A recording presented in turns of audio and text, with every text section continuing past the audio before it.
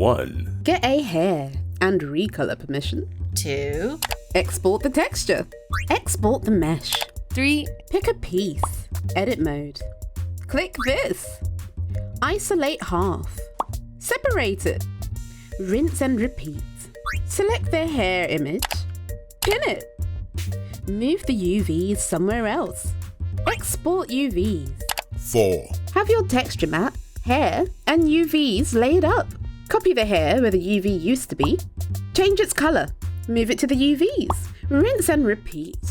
Save it. 5. Back in Blender, tweak the UVs if you have to.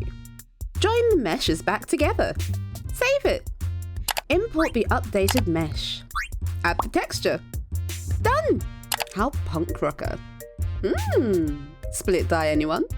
For more Pixie tips, don't forget to subscribe.